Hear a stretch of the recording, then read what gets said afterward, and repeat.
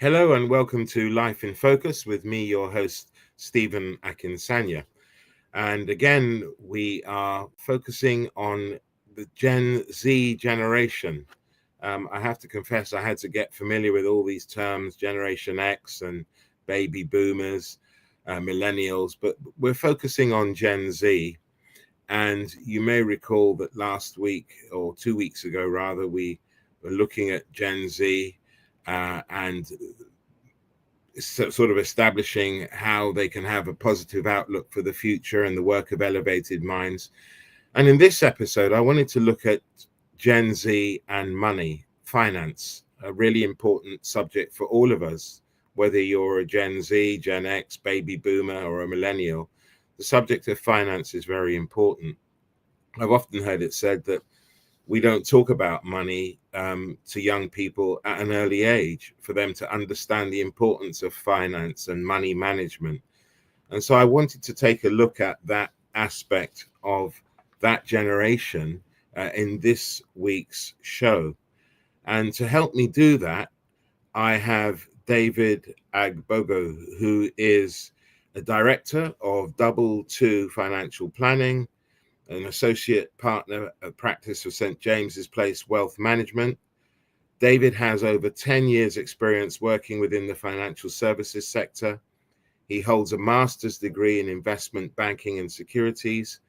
And David is focused on building long-term relationships by delivering a tailored personal service. And he believes that the client-advisor relationship is based on trust, and enjoys establishing this over time by developing his understanding of client needs and using his knowledge to meet them. And when he's not doing the professional day job, he likes walking, which is a pastime that I also enjoy.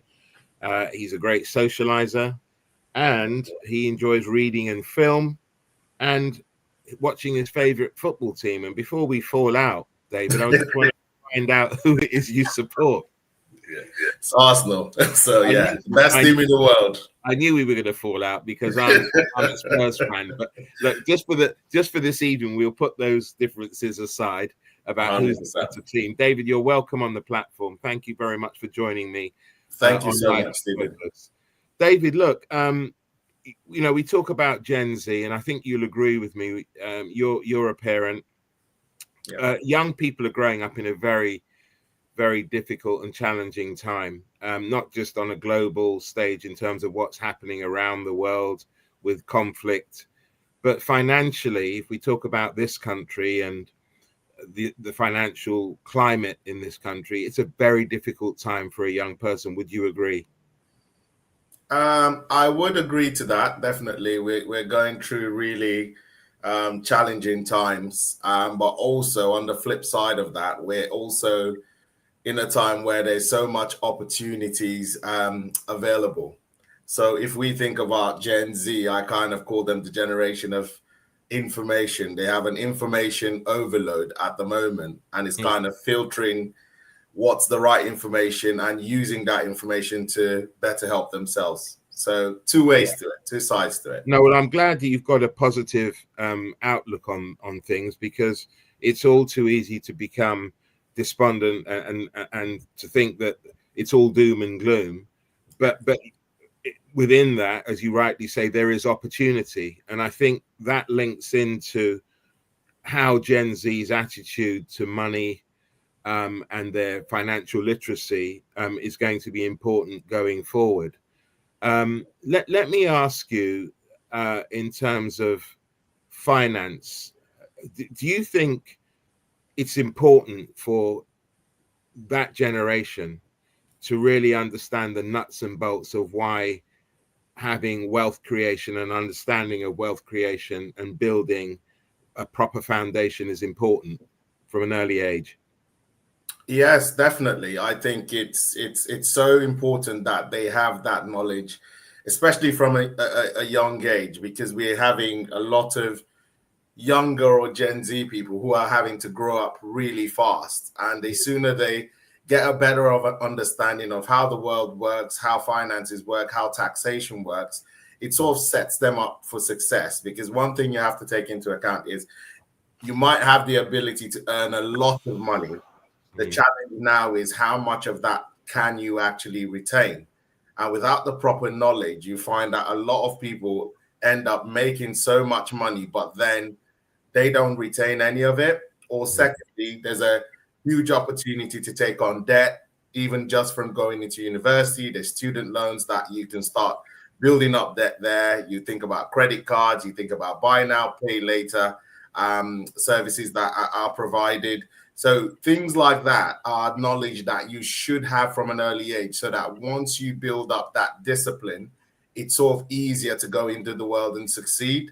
And let's not forget, we live in an economy where taxation is very high. So understanding the tax system is quite important, because as I said, you could successfully make a lot of money, but down the line, if you don't understand the tax rules, that could come back and sort of bite you in the heel. So yeah, very important. Yeah. Well, I think we've seen examples, extreme examples of those who are in the entertainment field, those who are in sports, who perhaps have not had the best financial advice in terms of tax planning. And as you say, it's come back to bite them in the heel.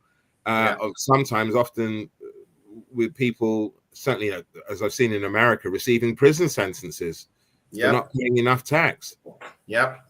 Now, on that point, do you think, or have you got any inside track on schools teaching about tax advice and budgeting and investing? I have to confess, it's a long time since I left school, and I don't remember being taught that. It's something I had to learn in the workplace. But are you aware of that? No, unfortunately, I don't think it's something that's sort of instilled in the curriculum at the moment. Although I know there are schools who would go the extra mile to invite, obviously, people in finance to come talk to their students about finances. So it's not readily available. So you wouldn't say it's part of the curriculum. And I think it's very important that it's something that they should put in. So things like budgeting, learning how to create a budget, understanding cash flow. That is one of the most important things and the most basic things about financial planning, because you have to understand what comes in every month and what goes out. Without having a good understanding of that, you can't really build wealth. So I don't think there's enough of that being done at the moment. Although the good thing is there are a lot of places you could go and get information. There are a lot of, we'll come to that later at some point, social media influencers, people who actually are doing good work and providing information to people. So there is the positive side of it. But if I was to say there's a structure that allows everyone have access to this education, I would say no. And I think there can definitely be more done to help people get better understanding of finances. Heck, where I'm in my 40s at the moment, and I can't remember at any point in my life being taught about financial planning. And I have a lot of clients, I've met a lot of clients and people who would say to me, I wish I knew this years ago. And that's where we need to work harder to make sure that people actually do understand what finance is and how to build financial freedom, or get to financial freedom. Well, as part of my research, I did find that HMRC do in fact have a program for 8 to 13-year-olds called Junior Tax Facts. And they also run a program called Tax Facts for the 14 to 17-year-old bracket. So HMRC's education team appear to be trying to educate that generation at an earlier stage than we were ever taught. And I think it's a great thing that they're doing, because it's so important. I mean, David, look, a lot of the work that I do, and I'm coming from the angle of being a criminal lawyer involved with young people who engage in certain activity to make money. I mean, that's the root of it, is to make money and make it fast. How they spend that money is a different question. But the aim is to make quick money. In relation to what we call financial literacy, I don't know if there's a gap, but where are Gen Z? And this is really for, the Gen Zs who are watching and their parents who perhaps have not had the conversation or are curious as to where their young people get their information. Where are Gen Z getting their financial advice, as far as you can tell? They're not coming to you because you deal with a certain type of clientele, but yeah. where would they be going? Mainly TikTok, Instagram. There are a lot of financial influencers there who, as I said, there are quite a few of them that actually do a lot of good work. And there are also a lot of people who do, I wouldn't call it misinformation. I would, in fact, I would say it's misinformation, because technically when you're giving financial advice and financial planning is a very, very tailored sort of service. So what's good for you might not be good for me. So you can't put everyone into the same pot when you're giving financial advice. I can't say, you find a lot of influencers say things like, if you started putting £200 away in 20 years, you get 7% or 10% per year, and by age X, you'll be a millionaire. Yes, it could happen. But the thing is, you've not taken into account some very important things, like what's the person's attitude to risk. It's not all of us that are willing to put our money up in risky investments. So some people might want to protect their capital as much as possible. So saying to them, put it into an index fund or put it into an ETF. Yes, it's all well and good, but that person might not be able to weather the storm. As you know, these investment markets expose you to certain good elements of risk. Or you might wake up one day and your £1,000 you've been investing is down £800. Are you able to stomach such fluctuations over time? Hence why you can't sort of put everyone in one basket when you're giving those advices. And sometimes, because when you look at the advice that's provided on the internet, on TikTok, it's not regulated. No. So they could go out there and literally say what they want. And that's why they usually have disclaimers to say, this is not financial advice, because if the advice goes wrong, there's no one there. There's no FCA to regulate what they're saying. So they're not regulated. So people need to be careful. Although, yes, there is information out there, as they say, the time is right twice a day. So even if they're giving bad information, there might be some good elements to it. But generally, it's always better to take advice from a professional or as part of a structured curriculum. And with these online financial advisors, as you say, who are unregulated, is it generally easy? I mean, and of course, I'm doing this through the lens of a Gen Z mind.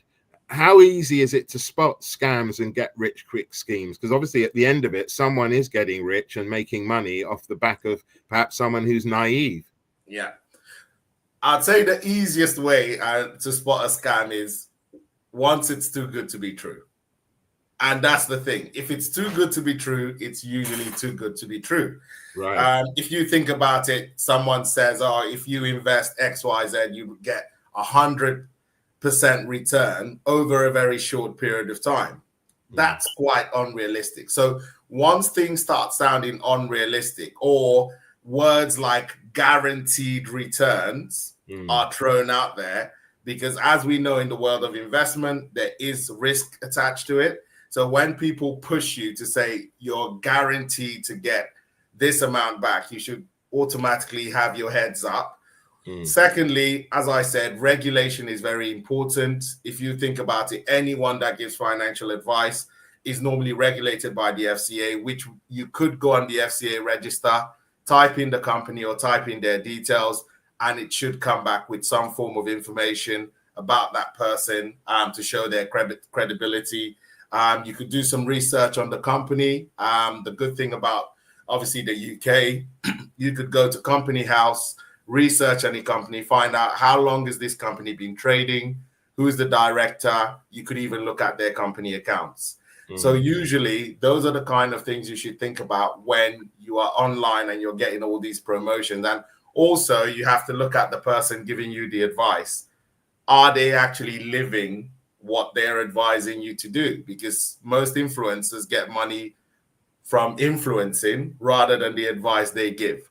So are they just clickbait? Are they trying to sell a product to you whilst they don't even believe in that product? So things like that should be at the forefront of everyone's mind. Your sector, your role in financial advice, is there an age limit to when you can actually seek professional financial advice? Does it start at 16 or? It's you normally 18. 18. You're able to seek professional advice, but normally, if you are, obviously, we advise kids through parents. So if you have children, you could open, as an example, a junior ISA for your child the day he's born. And obviously, that would be part of advice. When we sit down for regular reviews, you could call your children into that meeting and slowly start having that conversation with them, because once they get to 16, they sort of become the holders of those accounts. So it can start from a very young age, but usually the parents have to make that push towards it.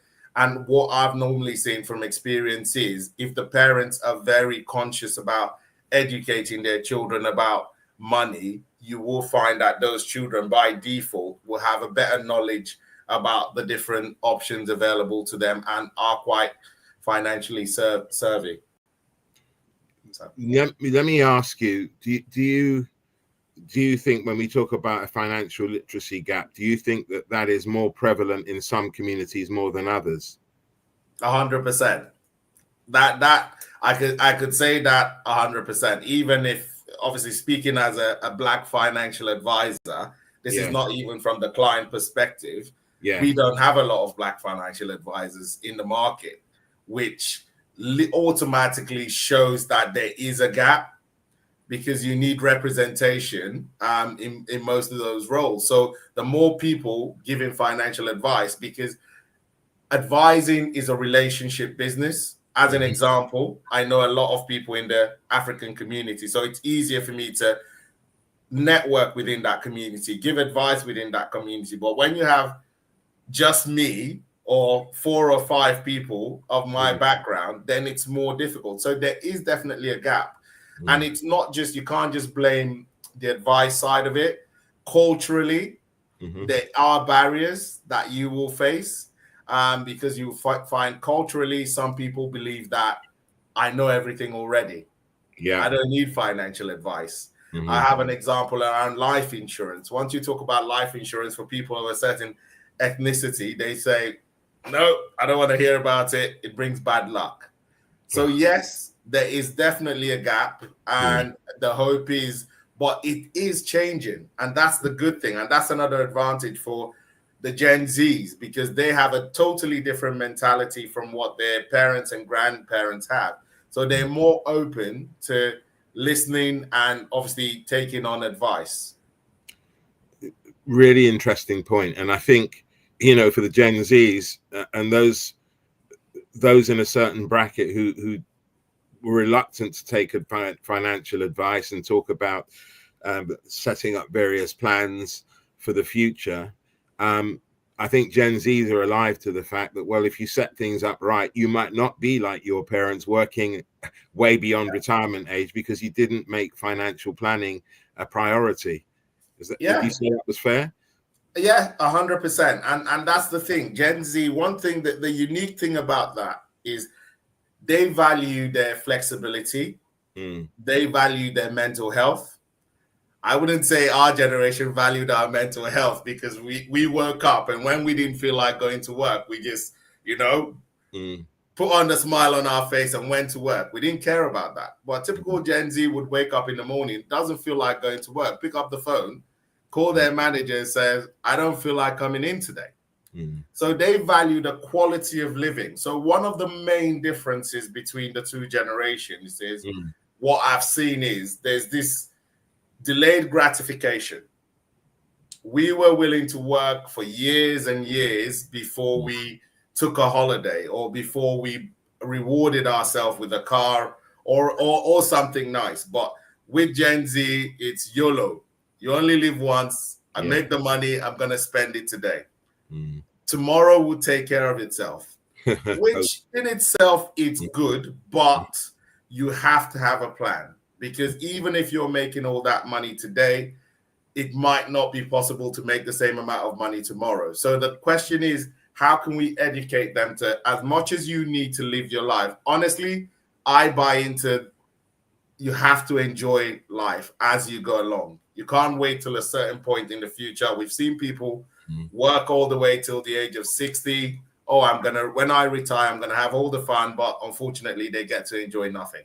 Absolutely. So you have to strike the right balance. Have the knowledge to know that whilst I'm making money and enjoying myself, I need to put something away for the future. Absolutely. No, you're absolutely correct. And if you think about Gen Z and where they are now in terms of investing, obviously the digital age is now with us. Do you have any views about Gen Z and crypto and the safety of investing in those sorts of digital assets, if you will? Yeah, I do. And one thing I can say is they are willing to take more risks than obviously traditional people of a certain age, baby boomers and things. That they are willing to take more risks, which can be a good thing and could be a bad thing.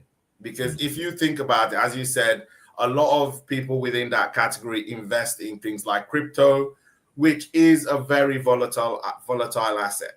So it's like, I wouldn't say playing the lottery, but there's so much risks attached to it where it could really go really well or go really bad. And they're comfortable with it.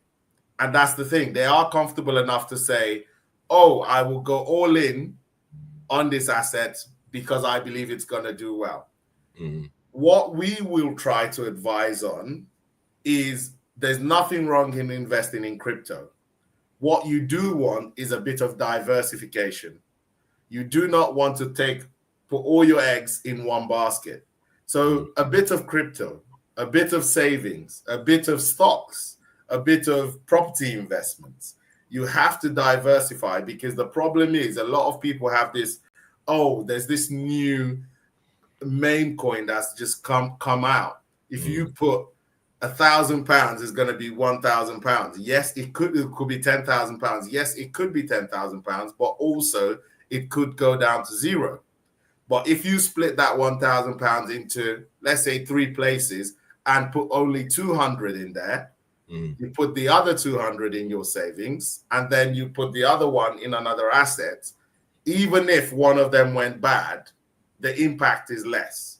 Yeah. So it's more about putting on a little of the handbrake to say, yes, what you're doing is not wrong, but you need to sort of diversify a bit to protect yourself. And I think you'll agree with me that I started at the top of the show saying that there were some economic challenges that the nation was going through. In fact, many countries, particularly in Europe, are experiencing the same thing. And so when we talk about the topic of wealth creation for Gen Zs, I mean, we've got high numbers of young people not in education and training. We've got high levels of unemployment with graduates, young people who've gone through the education system can't find work. Do you think, as part of the wealth creation, there is margins for sort of freelancing, what people call the side hustle, content creation, the gig economy? Are these all things that a Gen Z generation can use to boost their wealth? And then obviously, having done that, then look to invest the money properly or make financial planning? Yeah, 100%. And this is not just for the Gen Zs. It's for all everyone. of us, in fact. It's everyone at the moment. So we encourage people to look at, obviously, things they could do to increase their income. So if you have a skill, some people do photography, some people cook, some people are good on social media. So there are different things you can do. And I think one of the greatest things you can have as an individual is to regularly self-evaluate. And a lot of people don't do that. You might be looking and thinking to yourself, wow, after looking at my budget, I earn £2,000 a month, but my monthly outgoings is 1,900. So I'm literally living from hand to mouth every day. What can I do to provide me with this extra income? It could be, as I said, you have a skill. That skill could be music. It could be catering. It could be something else. If you could add an additional £500 a month income, then automatically you've moved from having £100 left every month to having £600 every month, which gives you flexibility. What happens is that money can then be used to build up your rainy day fund. Ideally, we recommend you should have at least 3 months worth of monthly expenses in savings. So if your monthly outgoings are 2,000, ideally you should have £6,000 in savings. So this £500 extra could be helped to build that up first, give you a bit of a buffer. So if anything happens, you don't have your back to the wall and go straight into borrowing money. After that, you then start thinking, what can I do? Oh, this skill I have, I'm making £500 a month because it's only me doing this at the moment. If I was able to buy some additional equipment, I might be able to bring someone else in and move that up to £1,000 a month. Let's not forget, business is all about creating a service that you can sell to one person and then scale it up to more people. So you don't stop when you successfully create a service that you can actually sell or get money from. The next option is, how can I move from one person to 2 people to 3 people? And at some point, you find a lot of people with side hustles becoming their main jobs. So yes, 100%, we do encourage people to have side hustles. But you then have to bear in mind where the advice side comes in is, with your side hustle, what is the setup? Are you set up as a sole trader? Are you set up as a limited company? Because everything has tax implications when you are going into that. And that's where a lot of people miss it and just think, oh, if I'm making all this money from my side hustle, it just goes into my account. Yes, it does. But the HMRC is going to look at it and say to you, you're making money. That's an income. Where's our share? And that's where most people get into trouble. If you do want a separate entity like a limited company to sort of run alongside your occupation, then you speak to someone and then they look at which is more valuable to you in your situation. And then off the back of that, you can then use what you've got left to save and invest. So definitely side hustles, 100. I don't think anyone now should survive on just one stream of income. If you can, you should have at least 2 or 3 streams of income. Yeah, and obviously through the lens of my work, the streams of income can sometimes lead to incarceration and prison sentences. Yeah. So we're advising young people to think of productive ways of having what we call a side hustle, or an additional stream of income that's not going to have other implications for you beyond the tax man. And just on that, David, for the uninitiated, can you just explain why a tax system in every jurisdiction operates, why it's necessary? I mean, of course, well, one question I do want to ask you, which I don't know the answer to, many young people are now being attracted to go and work in the UAE because they say there's no tax. If you're able to, how do those systems work where people don't pay any tax as opposed to us in the UK who pay a lot of tax? Yeah. So I think, yes, there is a lot of attraction going obviously to the Middle East to work because the system in the Middle East is not based on a government. There's a government, but it's based on religion. And in Islamic law, you are not technically allowed to earn interests the way traditional organizations earn interests. And also, that's all feeds into the way the system is structured. It's usually a situation where everyone should benefit equally from a system. You get to contributing to it, but there are different ways of contribution rather than just imposing tax. And I think I don't know the exact details on how they're able to go tax free, but I know the underlying foundation of it is it's based on a religious belief, and that's why they do not charge the tax. Right. Okay. Right. Coming to the other side of it, obviously, taxation is the easiest way the government can raise money for infrastructural development, to maintain the economy, to obviously maintain the benefit system. So that's the most effective way to do that. And there's so many types of taxes out there, but one of the most important ones that you need to know about is income tax. So basically, that is anything you earn in the UK, you will be taxed at different levels. Usually, you have to earn up to 12,570 before you start paying any tax, and then that goes up with different bands, starting at 20 to 40 to 45. And if you do earn over 100 grand, then technically you start losing that personal allowance. So yes, there is a lot of attraction to going to a place where you can keep almost 100% of your money. And that's why you see a lot of people moving that way now, because at the moment, the sentiment is all I do is pay bills. Yeah. All I do is pay bills. I wake up, I pay bills. I drive into London, I pay bills. So psychologically, you will find that it's more of a psychological thing more than anything else, because you might even move to these countries and you don't have a job that pays the same amount as you would earn in the UK. And if you look at your monthly outgoings and expenses, it might even be more expensive living out there. But unfortunately, we live in a world where sentiments matter. And that's the thing. And that's why Gen Zs and everyone's is easily influenced by trends. Tomorrow, we're talking about this today. I probably log on to my phone first thing tomorrow, and it will give me a reason why I should move to Dubai. And these things, that information filters out into everyone. And we are creatures of habit. What everyone's talking about, we will do it.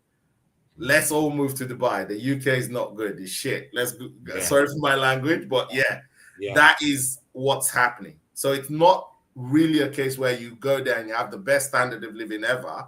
It's just the fact that the sentiments at the moment for the UK are not very favorable. Well, I mean, it's interesting you say that, because a lot of the young people I speak to who fall into that Gen Z bracket, most of them are talking about leaving the UK to go and work in these places where they'll earn a lot more money. It'll be tax-free. They're not really concerned with, well, they still think they're going to have a better standard of life. They're not bothered about the heat.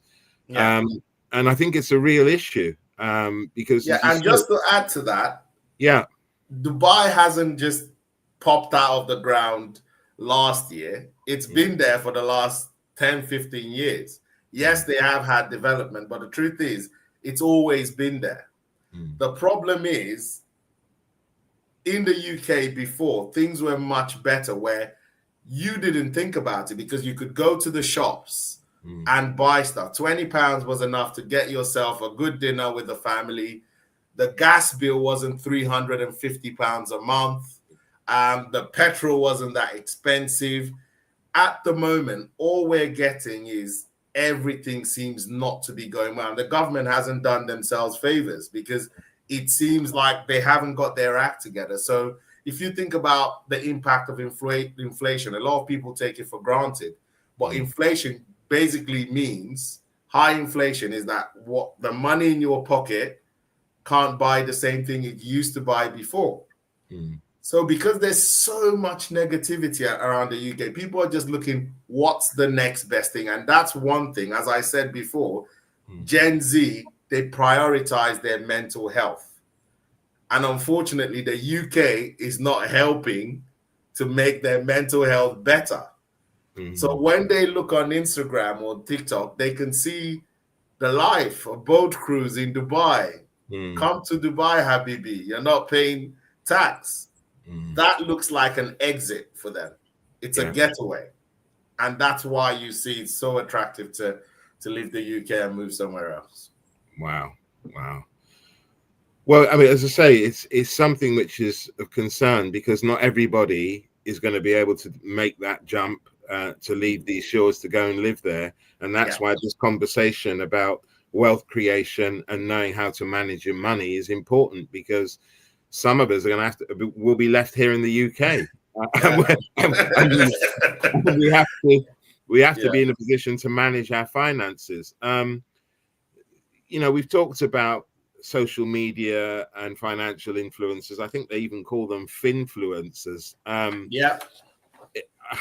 I don't know if it's what I can class as sort of been helpful educators, or is it sort of a dangerous oversimplification of finance? I don't know. I mean, I guess some of the advice that they get encourages them to perhaps be more entrepreneurial. I've seen some of those videos. But I think what's missing is this thing called wealth creation that is generational. Let's talk about that. When we talk about wealth and we talk about generational wealth, there's a difference, isn't there, David? 100%. Can you just explain that to me and our viewers?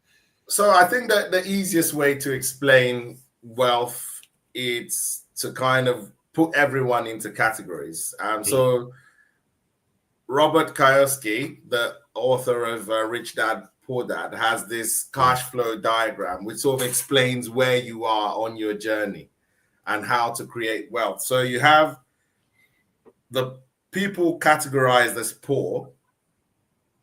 They earn an income, comes in every month, and then it goes towards expenses, and there's nothing left at the end of the month.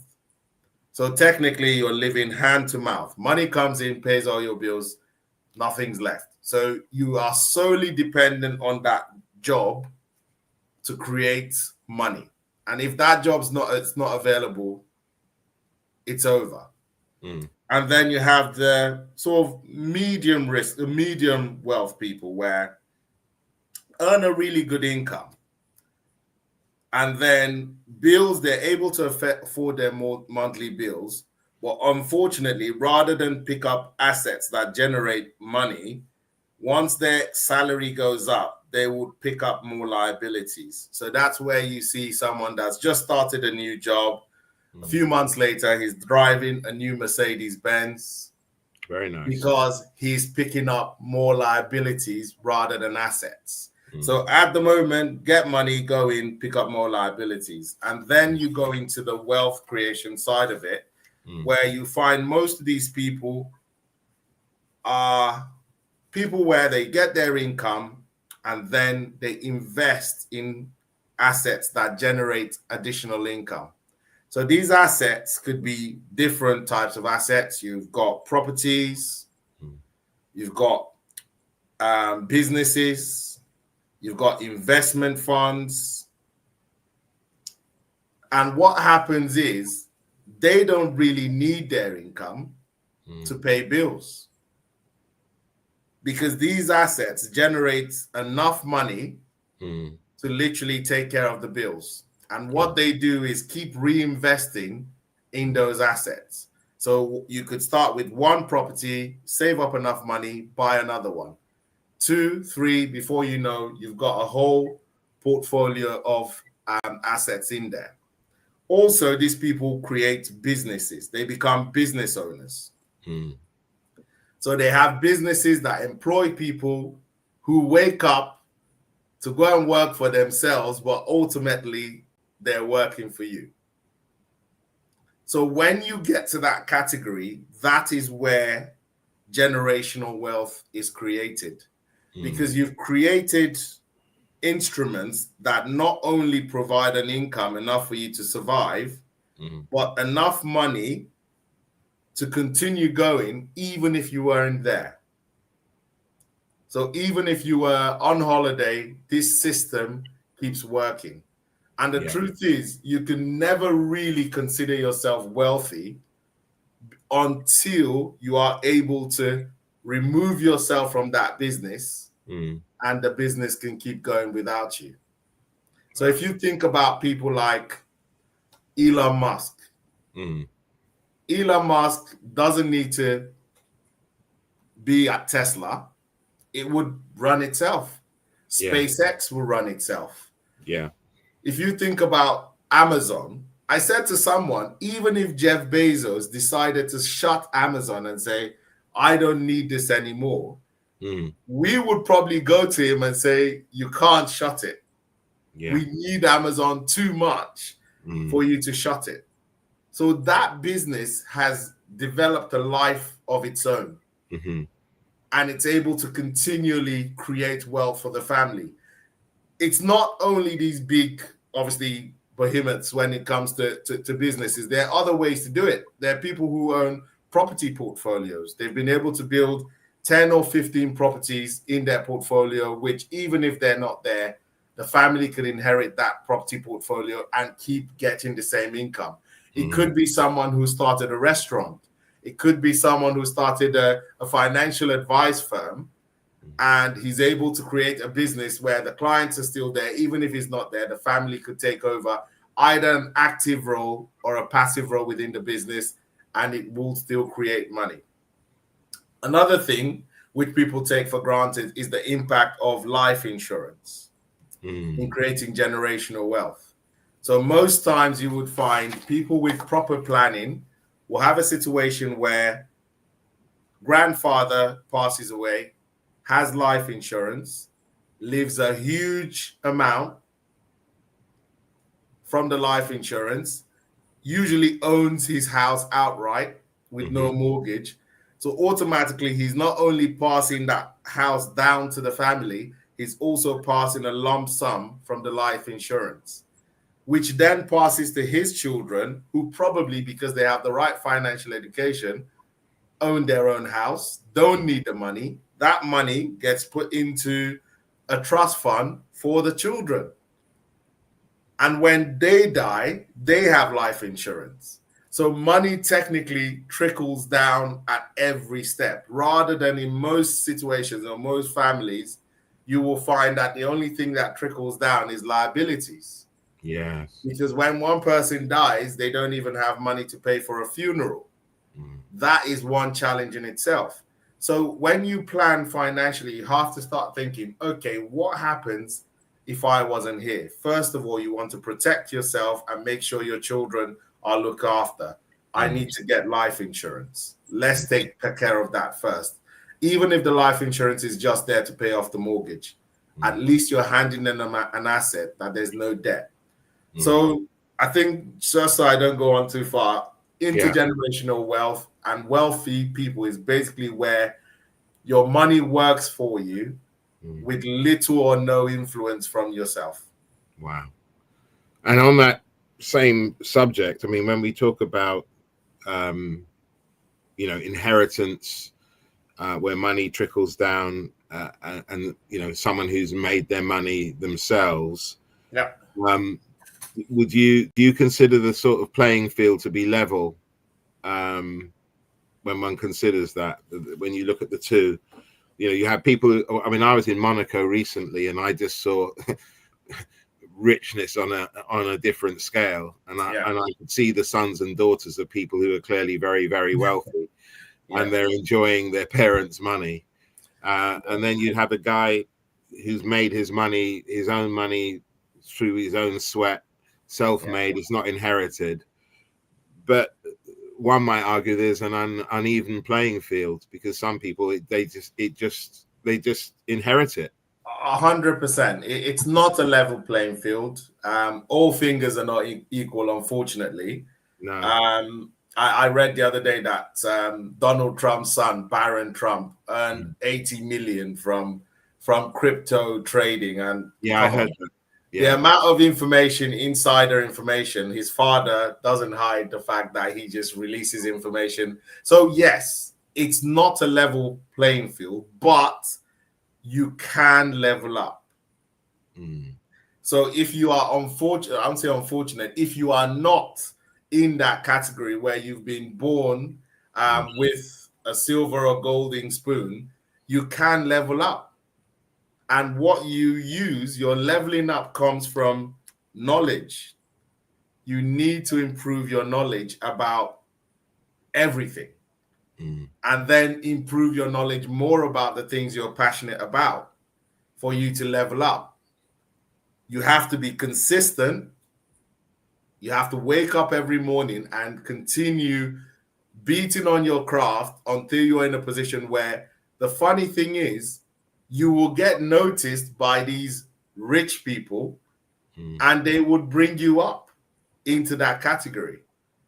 So there's no need crying over it and saying, oh, he's only rich because his dad is rich. We know that. It's not a level playing field, but you should always understand you can level up really quickly. There are people that become multimillionaires from one single idea. They're YouTubers making more money than they can imagine. So there are ways, and that's why I say the Gen Z, they're so lucky because there's so many ways to make money.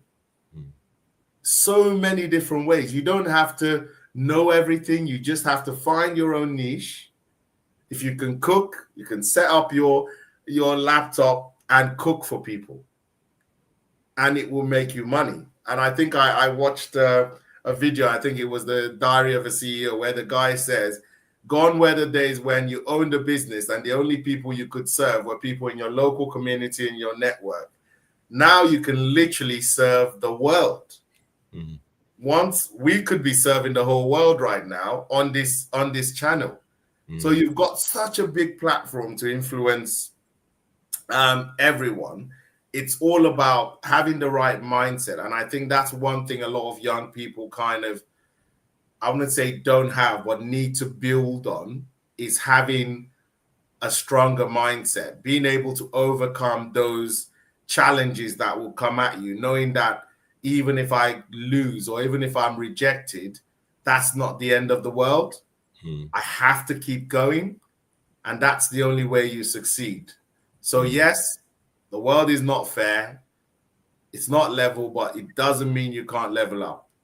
Wow, that's great, David. I love that. I love that positivity. And in fact, that sort of deals with the second point I was going to make about barriers from those barriers for those from a sort of disadvantaged background.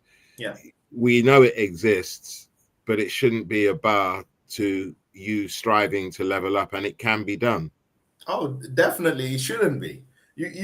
I'm sure you've seen on the internet, Facebook and Meta, they're employing 24-year-olds to lead billion-dollar teams.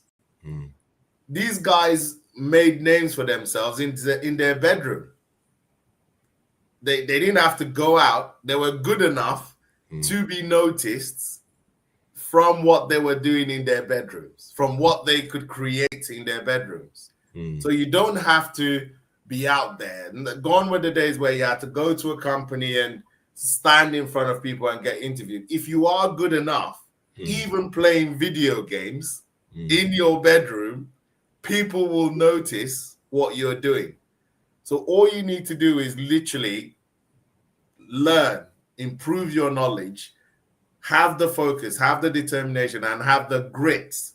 I think that's another thing. I think I keep finding these differences is the grit to lose, to be beaten down, and then keep getting up and moving forward towards your objective. And you'll find how quickly things can change for you. Yeah. Well, in fact, one of our viewers says 110% correct. It's not a level playing field, but you can level up. Yeah. So I like that, David. David, just on where are you on sort of home ownership? Is that something that's still a realistic possibility for Gen Z? I mean, the property prices in London are so expensive. More and more young people unable to afford to get on the ladder, the first rung of the ladder of the property market. What do you have any sort of sage words for the Gen Zs who, as they start thinking about property, buying property, it's so expensive? Yeah, I think the first thing I'll say is there are other cities apart from London in the UK. I think everyone, unfortunately, everyone wants to live in London. There are other cities, actually more beautiful cities and commuter cities that you could actually look at. That being said, yes, it is so challenging in the market when it comes to purchasing a property. And I think the biggest challenge now is you are able to save up enough on the deposit, but unfortunately you don't have the income to meet the affordability. But home ownership for me is still quite an important thing because of the amount of equity you get to hold in that asset over time. Because I know some people would say, oh, rent for all your life, it gives you flexibility and it releases some money into your pocket. But I think statistically, if you look at it, the average mortgage payment is always less than the rental payment, especially in London. So it should still be an opportunity. And for people who are thinking about, oh, we need to buy a house and can't afford it, collaborate. You don't have to always buy your house alone to start off with. True. You could buy with a friend or a sibling, and then later on down the line, you guys could, if the house is increased in value, you can decide to sell the house and then buy individual property. So collaboration is very important. You need to look at, if I can't buy alone, in some cases, I know people who have bought together 3 bedrooms and they rent out 1 room in the house. So you could do that. Also, you need to look at the, obviously, housing schemes available. I believe there are housing schemes where you could get a 5% deposit. That would help you get on that housing ladder, reduce the amount you need to save up.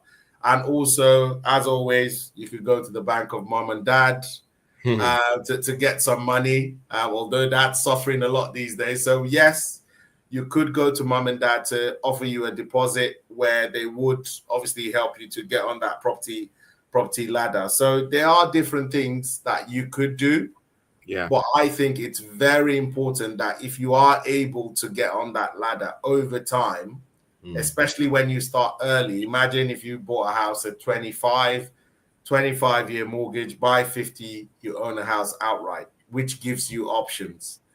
Being wealthy is about having options. The difference between a rich person and a poor person is the rich person has options, whilst the poor person doesn't. If you're poor, if your manager upsets you, you still have to wake up and go to work tomorrow. If you're rich or financially okay, you can decide, no, this is not good for my mental health. I need to find something else. It will take me 6 months, but I've got 6 months worth of savings available to make me make that transition. So you always have to think of, do I have an option right now? And if you don't, you need to start creating those options for yourself. Wow. Powerful, powerful words.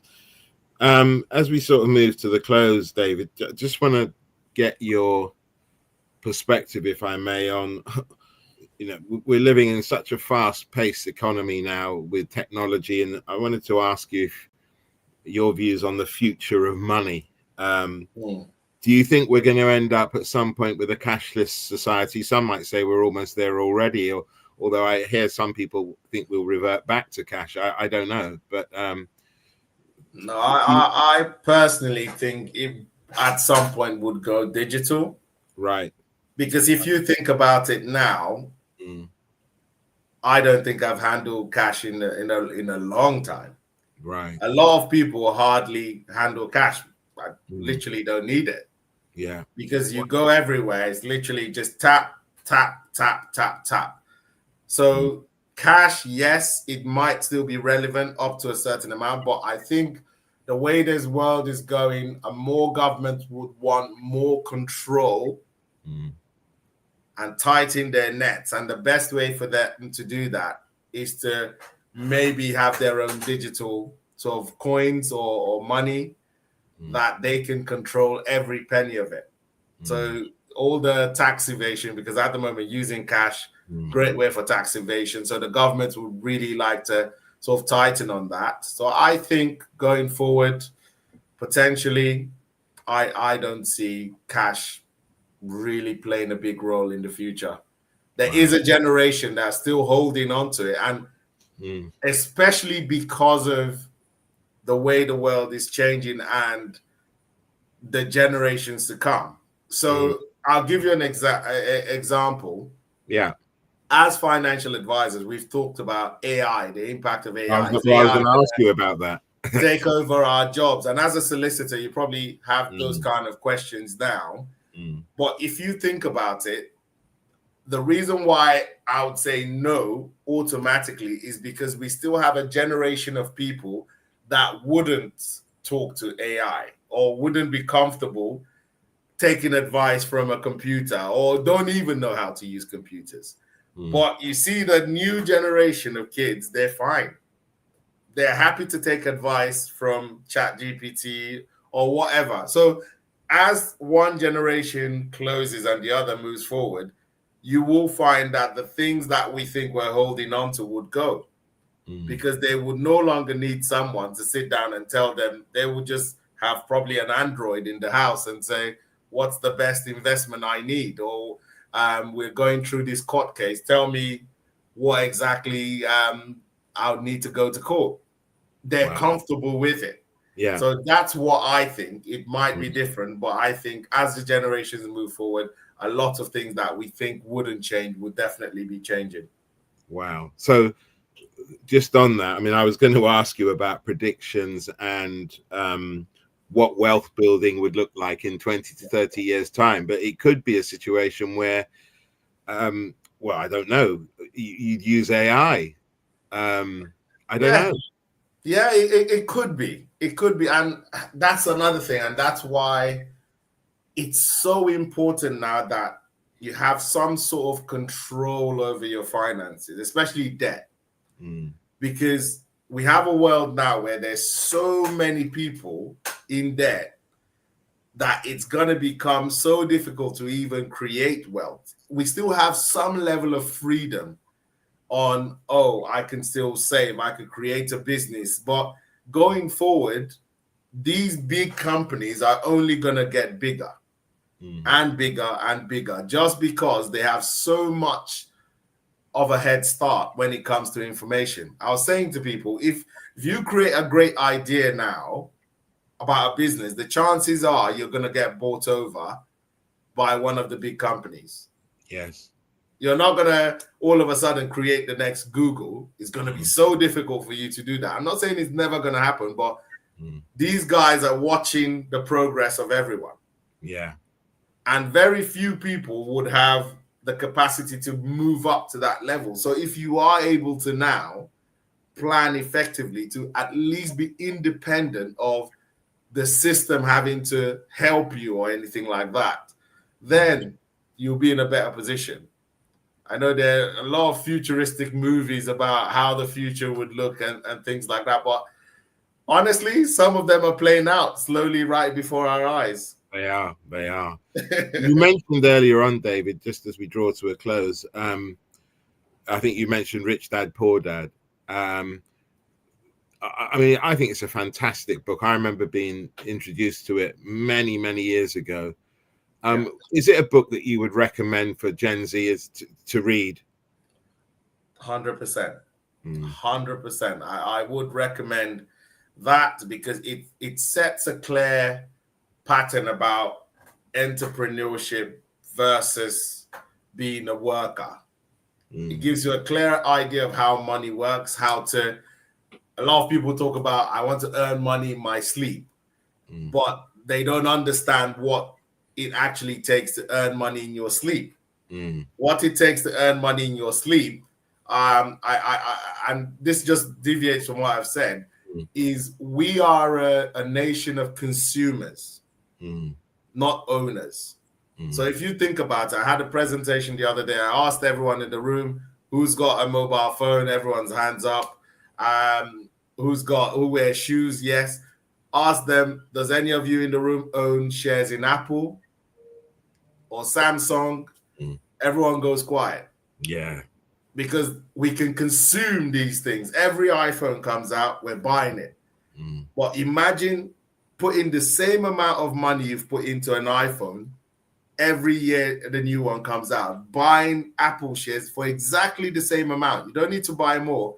If an iPhone is £500, buy £500 worth of Apple stock when it first launched 15 or 20 years ago. The next iPhone, if you bought it for 800, buy 800 pounds worth of shares in Apple. I can assure you, in this 15-year period, you will be in a very good position. Well, I mean, on that, I know that those who invested at Apple at the very beginning are multi-millionaires. Yeah. And nothing new. I said that before. Nothing new is happening. Things that have happened. We've gone through a period of astronomical growth in the world. These major companies all happened in the last 20, 30 years. The Apples, the Ubers, the Netflix, the Nvidias, all of them. And these are the vehicles. So it's not about earning 200,000 a month. Some people earn 250, 300,000 a month. But at the end of the month, there's nothing left. And you literally sit there and ask them, how? But there are people who earn 30,000, and at the end of the month, they could tell you they put away £1,000 every month. So it's not how much you can really earn, it's how much you can retain. Wow, David, that has been a really eye-opening conversation. David, if you had, just as we close now, if you had a remark or a comment to a Gen Z about the topic money and wealth creation, what would you say to? So imagine I'm a Gen Zer sitting in front of you. What would you say to me? I think the most important thing I'll say is to seek knowledge, because that is one thing that if you don't seek knowledge, you wouldn't, especially in the world we live in now. Knowledge is readily available, but it might just be one information you get that literally changes the trajectory of your life. Obviously, be consistent. That's another thing. A lot of people start, but they never finish. And we see it all the time. Once you face a little resistance, you give up. I can't do this. You want a career, you push forward, a little resistance, you give up. You need to be consistent with anything you're doing. So build knowledge, be consistent, and have grit. Wow, wonderful. Yeah, really wonderful. Yeah. Well, we've come to the end of the show, and it's been a fascinating, enlightening conversation with David. Some real pearls, some real nuggets. In fact, one of our viewers says, "Nice words from the marble table of David Agbogo. The difference between being wealthy and not being wealthy is the availability of viable options." And I love that. Yeah. David, look, thank you so much for coming. Thank you for having me. It's a pleasure, and I'd like to perhaps visit this subject again, and next time have a Gen Z in the room with us to get their perspective. But that would be amazing. What you shared with us is extremely valuable information for the community, for those who don't understand what it really means to be wealthy and how to create wealth and hold on to income and spending it wisely. And the nuggets. And can I just add one thing, Stephen, to that? We usually are quick to sort of blame the children for the issues and things that happen. But to be honest, most of it, if you take 2 or 3 steps down, as parents, we have such an important role to play on how on shaping the mindset and things like that. I always say for parents, what your 2 main objectives in life is to provide and to protect. Yes. And if you are unable to meet that responsibility, it's usually very difficult to impact the children as much as you would want to. So there are a lot of people that are providing, but they're not protecting. And there are people protecting and not providing. So as a parent, you have to find, it's difficult, but you have to find the right balance. We're in a world now, as you say, you wake up in the morning, you're at work all day, you're doing all these things. Yes, you're providing, but because you're so committed to providing, you're not looking at the other aspect of things. You're not talking about what are they actually doing? Oh, let's sit down and talk about how finances work. You know, I remember as an example, my daughter growing up, when I tried to talk to her about money, I understood she didn't grasp the importance of money and things like that. So I always, she loved these little sweets I used to buy, and it's in a pack. And I used to say to her, okay, if you've got £10 and the sweets were like, I think £2 for the pack, I'll be like, I'll give you one sweet for your £10. And because she didn't understand money, all she wanted was the gratification of that sweet. That's all she focused on. But as time went on, I was able to explain the act of negotiating and making deals and seeing values in transactions. So now if you said to her, one sweet for £10, she'd be like, no, the whole pack is £2. So I'm not going to do that. And although it's not a big thing, but going on in life, you understand that you don't just accept every deal people offer you. And that's when you talk about children going into these vices and making the wrong mistakes, is because they're being offered this sweet and that's all they want. They're not seeing anything else around it apart from the gratification of what that will provide them. So as parents, we need to, you know, step up if we can. It's not easy, but we do need to make a difference in our children's lives. Thank you for that, David. Really appreciate it. I want to thank my guest, David Agbogo, for joining me on this episode of Life in Focus. It's been an absolute pleasure. And, you know, taking these things away, knowledge, consistency, leveling up, and grit. You know, if you lose, you have the grit to get up and go again. I really love that. So to my viewers, thank you very much for watching. Please speak to your young people. Knowledge has always been power, and knowledge about finance is more important than ever for all of us, but most particularly those who are coming behind, the Gen Zers. So thank you, everyone, for watching. Thank you to my guest, David Agbogo, and I'll see you next time on Life in Focus. My name is Stephen Akinsanya, barrister at law at 15 New Bridge Street Chambers. God bless. See you next time. Thank you. Thank you.